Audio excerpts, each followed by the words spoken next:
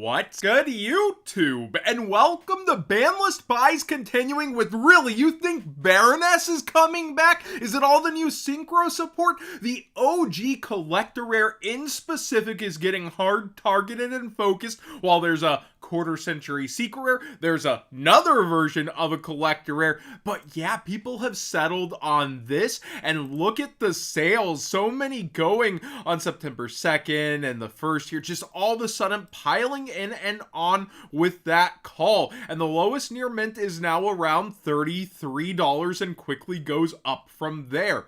I don't personally think it would come back, but Konami can do whatever Konami wants. I think the bigger brain theory that already got bought out is Borreload's Savage Dragon, because it actually goes with the new Rocket support, but I just could not foresee this one being the one that peels off personally. Let me know what you think. Also, in a bit of bad news for the Megatons, if you live in Canada, it looks like the Mega Pack bundles have been delayed in certain areas.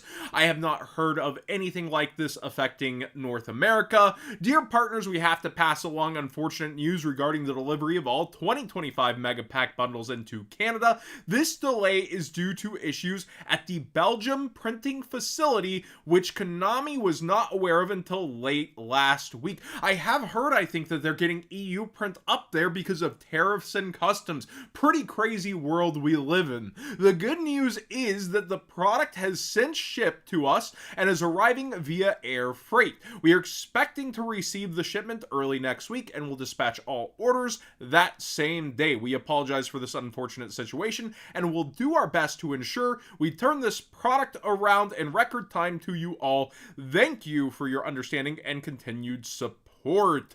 I think that this is just unfortunate timing and logistics due to the world we live in. I don't really blame Konami for having to play those games with cards and ship them inefficiently versus cost. Otherwise, it would just be like region lock different card prices, crazy nosebleed differences, and I prefer them to try to get it as cheap as possible to the players, even if I disagree with how the product is doing. You thought there wouldn't be dooming in here? This isn't necessarily dooming, but a direct example. I took this picture at Walmart, and you can see here what's sitting rotting on shelves with every other card game gone. It's Yu-Gi-Oh! And to be fair, Retro Pack 2 got swept off the shelf too. I think the 10s actually got pulled instead of selling, by the way. I have no way to confirm that, but the 10s were sitting here rotting forever. Now, some people have pointed out there's a lot of theft going on at certain Walmarts, and sometimes you have to ask behind the counter. Unless that changed within this month at my Walmart, that has not been a policy, and the Yu-Gi-Oh! Still being there should be telling to that. It's like Final Fantasy for Magic the Gathering. Pokemon's going to sell off the shelf. Even Lorcana's gone, which I have in my area seen huge stocks of Lorcana, but maybe where people wouldn't look for it, like Barnes and Noble. So every other card game seems to be at least selling like hotcakes at most of my local Walmarts like this, except for certain Yu-Gi-Oh! Products. And I go to the other one by me. This is all Dallas, Fort Worth, North area for me, and it all ends up looking like this. So I have a lot of comments that say it's because of the economy, but that wouldn't explain this. And again, in case you think I'm making up this argument, by the way, I haven't heard a single soul say this sentence you mentioned. I went through my YouTube search function, and each of these comments say bad economy, horrible product design, so kind of the combo. Bruh, ain't no one has cheese for the meta in this economy. Plenty of people are playing. We have record attendance. The reason, price rising, nightmare, and then the economy gets blamed there too. We have every other card game is better than this game, so kind of pointing towards this economy's too effed to play and waste money on a bad game. Again, we see an economy comment there, and then, well, let's consider the state of the US economy. And again, years and years of people complaining about the game being too expensive. An economy with rampant inflation hurting game sales and entertainment sales. It's not hurting the cardboard sector. Our most expensive metagame ever, I gotta mention 2008, where I became a champion, was Dad Return and Teledad during a recession. People will pour into hobbies as escapism, even at self-detriment at times. And we see here, it's selling everything except for the Yu-Gi-Oh pile down there. And it's not like this is insanely super new stock or anything. And I actually pulled this out to see how stocked it was, and there is more back there, by the way. But again, I'm hopeful they turn it around. There are some good signs of things to come, like the $30 legendary 5D structure decks, as well as the $20 simul release of the Albaz structure. These are good moves by Konami, and I am hopeful they can turn things around, but I'm also at the same time not really going to hold my breath on that happening for core sets within the next year, and shops are the ones that'll continue to suffer for it. Now, I think the reason is they really hit their own foot, shot their own foot with doing Starlights of QCRs and QCRs of Starlights and continuing this and not pulling away from it. And people were saying the QCR stamp is special. It's going to hold value. It's going to help it. Look at this fall off. Nosedive. It's down even further. And this has Red Eyes in the name. Oh, Light and Darkness Dragon. People are trying to pull it out of the new retro pack that's actually selling with gosh awful quality control, and it's the worst I've ever seen in any Yu-Gi-Oh product ever. White ink errors, black ink errors, cards looking stapled out of the pack. I've also highlighted that. But here, this is a throwback card in a way, and was played in a meta under 50%. Okay, how about the very top end niche cards? I think it has to be truly a limited special release to hold, and even if there was a Starlight rare of one of my favorite arts of the Blue Eyes White Dragon here in QCR, I think it would tank it. I think it would end up going down over time. And I think that's why people aren't necessarily holding as we exit Blue Eyes being within the metagame. This version of Blue Eyes just continues to go down, down, down, continuously dropping over 30% here. And now you can pick this up around 26, 27. It does quickly go up, to be fair, but I think that's a large reason why people aren't necessarily just going out and buying this in droves for their collections and putting it in. I think it's going to find that middle ground in some degrees as these tends to age. But if there's a Starlight version of this, which it's SDK art, I feel like they'll get around to that at some point, like they just did the Ultimate Rare, then it hurts this version too. It's a competitor, and people like to bring up the stamp. The stamp. Oh, it's stamped and all that stuff.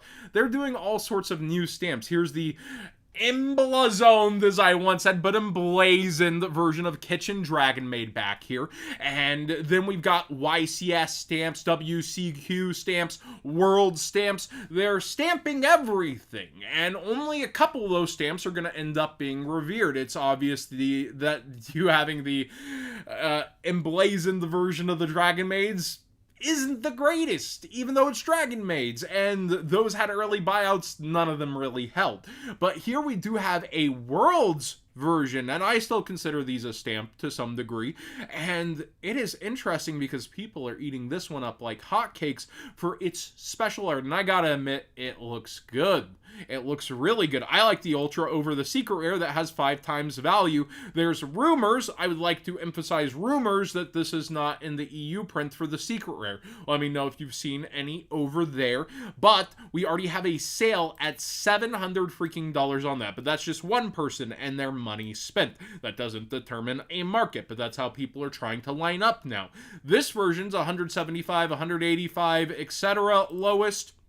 We do see 2 sales at 100 and 1 at 185. I personally think this version looks better. I like it more, even if it's less rare, but rarity often dictates what a price might go for. I think it's super special as long as they keep it that way, as long as they don't slip this in another Worlds pack and another, oh, Battles of Legend, 5 years later, let's slip it in there. As long as Konami can resist that temptation, they create a collectible, and it's really cool. But you have to hold your breath and hope that Konami's going to go that way and not make some special art pack after 5 years. Do you have faith in Konami with that? It's a special Worlds release? Maybe. It sure looks better than Pit Stain Exodia. And I'd also like to point out, with this having fallen out, almost 75% in price, it's more like 66, 70. This used to be 600 and it's now at 172, 170 lowest, and that is actually under our brand new one for now. That's kind of wild in terms of Exodia's world. Pun intended.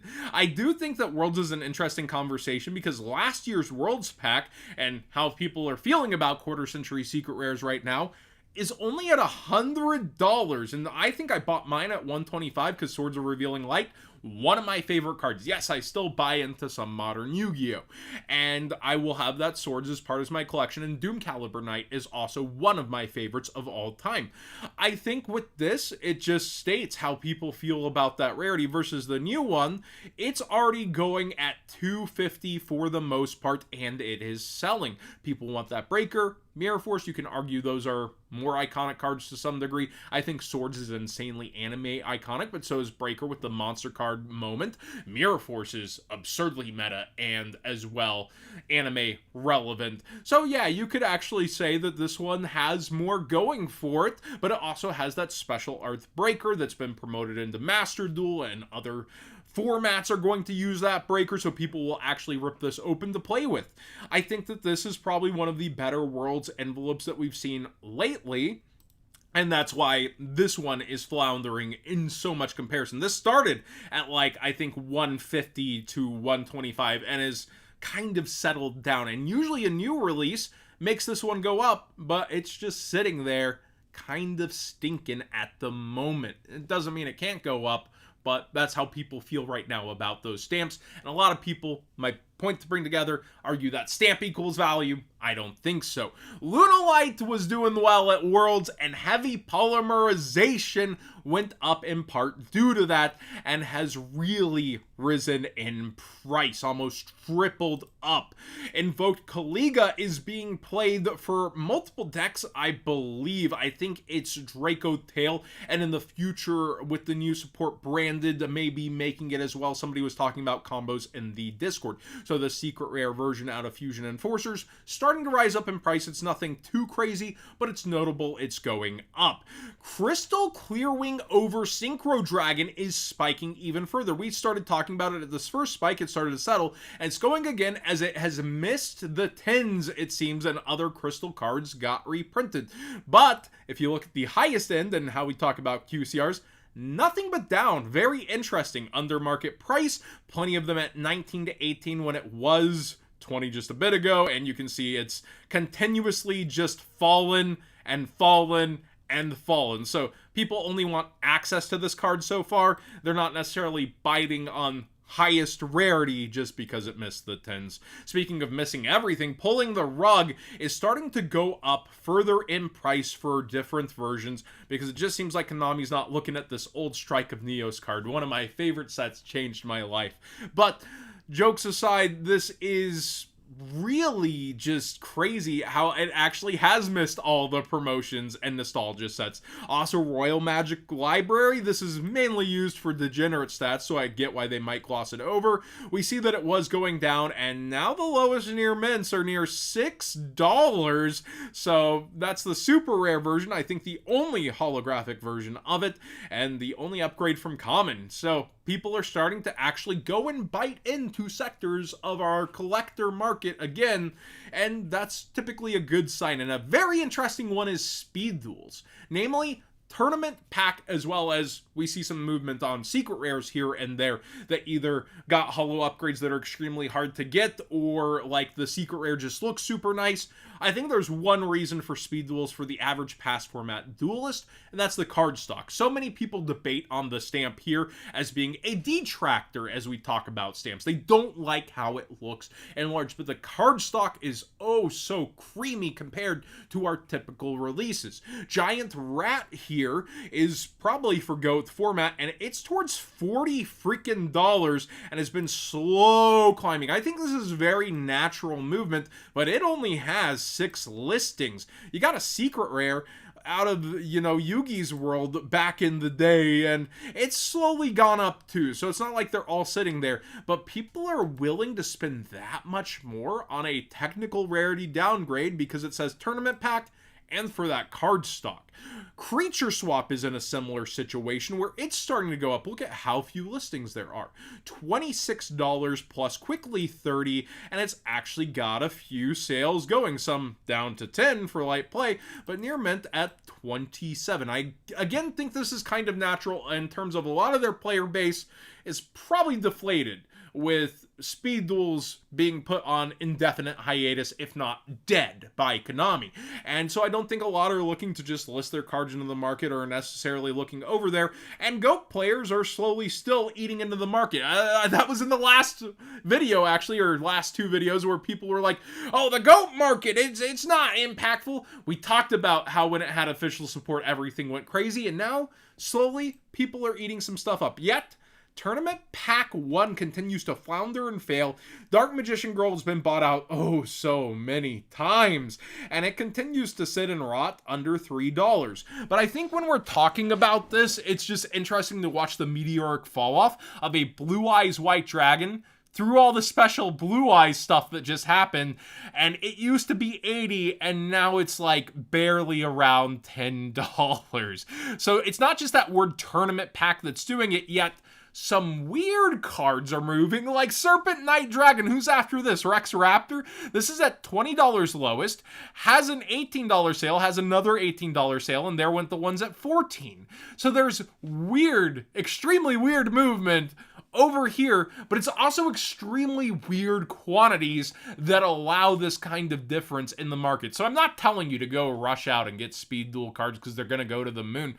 I do think over time there is a potential upside thanks to the card stock, and this is one of their best tournament pack sets, actually, which might be why people end up staring at Serpent Knight Dragon and eventually grabbing it, because the others in this set are doing oh so well for themselves. Also makes a little bit of sense. But when you look at a new modern secret rare for this card, yeah, $3. But people will go spend for a rarity downgrade that's not named for the original set, that's actually changed in name. So actually a little bit of reverence to the magic ruler going to spell ruler. It is a name change, but a rarity downgrade to ultra, but an upgrade in card stock. And here I was looking through, man, Goblin Zombie low on listings, Dark Gaia low on listings, DD Survivor. I think it's just natural versus their community. I think in the future, if Yu-Gi-Oh! Does well, super long term, which I'm currently betting against. Again, I'm selling a lot of my cards. It could be a lot like how DB1 during the Crush Card era ended up spiking ridiculously so. And the packs are still up, the sealed, but a lot of the cards have started to slowly come back down, but they're way up versus where they used to be. And this used to be considered a junk set, but with everybody coming from outside Yu-Gi-Oh! Just looking for, oh, what cards are famous? This set ended up going along with Dark Legends, our retro pack version of things. And a lot of these are still up and down in quantity. I think over time, Speed Duel could get targeted for its nostalgia era cards and its card stock specifically. And ironically, what could hold it back instead of a selling point would be that actual stamp, the Speed Duel stamp. But let me know what you think of the Speed Duel market shifting up in certain sectors, while our tournament packs, our OTS packs, completely struggle. Ultimate rares fail to find value, but something like this, their tournament pack 1 is in the same boat, yet Serpent Knight Dragon starts going. Let me know what you think. It's extremely complex, I have a feeling, but maybe, again, the answers are simple, like I'm saying. Low amounts of people listing or even looking over versus an actual slight demand and people collecting. And it is a good sign that people are collecting. I want Yu-Gi-Oh! To thrive. I want it to do good. I'm not a doomer just to doom. I want sets fixed. I want pull rates up. I want special rarities to hold meaning, and I am really holding my breath that something like this does. I might even collect one of the ultras for myself. I like it way more than the secret. And I might go out and get myself a breaker too. I will be slimming down to 2 binders, but there still might be room in those binders for stuff like this when I'm done and leaving slots to collect future Yu-Gi-Oh! I don't want to end my collecting in general. And I do hope that Konami actually does that versus getting tempted 5 years later to sell it again, which I have a feeling might happen, but I hope doesn't.